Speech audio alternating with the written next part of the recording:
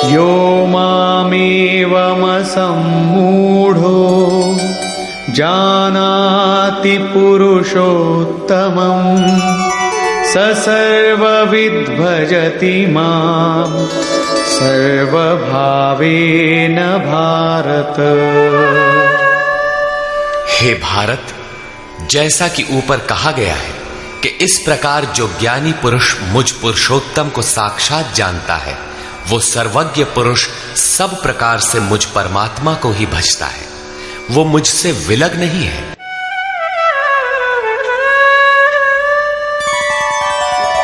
इति गुह्यतमं शास्त्रम् इदमुक्तं मया नघ एतद्बुद्ध्वा बुद्धिमान् स्यात् कृतकृत्यश्च भारत।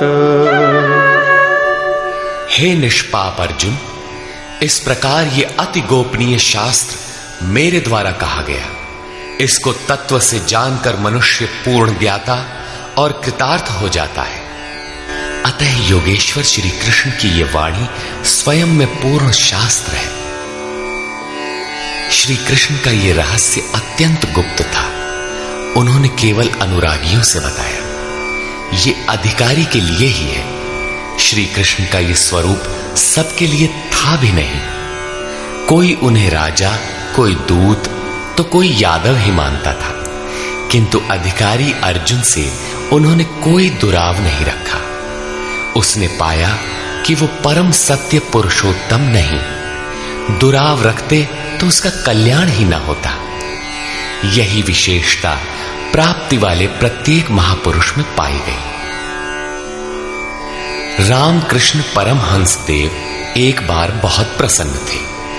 भक्तों ने पूछा, आज तो आप बहुत प्रसन्न हैं। बोले, आज मैं वो परमहंस हो गया।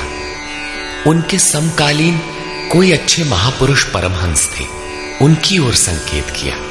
कुछ देर बाद वो मन क्रम वचन से विरक्ति की आशा से अपने पीछे लगे साधकों से बोले, देखो, अब तुम लोग संदेह न करना, मैं वही राम हूं जो त्रेता में हुए थे, वही कृष्ण हूं जो द्वापर में हुए थे। मैं उन्हीं की पवित्र आत्मा हूं, वही स्वरूप हूं। यदि पाना है तो मुझे देखो। ठीक इसी प्रकार पूज्य गुरु महाराज भी सबके सामने कहा करते थे, हो, हम भगवान के दूत हैं। जे सचहू का संत है वो भगवान का दूत है। हमारे द्वारा ही उनका संदेशा मिलता है। पूज्य महाराज जी सबसे तो इतना ही कहते थे, न किसी विचार का खंडन न मंडन, किंतु जो विरक्ति में पीछे लगे थे उनसे कहते थे, केवल मेरे स्वरूप को देखो। यदि तुम्हें उस परम तत्व की चाह है तो मुझे देखो, संदेह मत करो।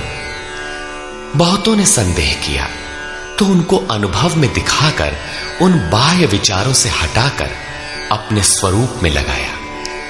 वे अद्यावधि महापुरुष के रूप में अवस्थित हैं।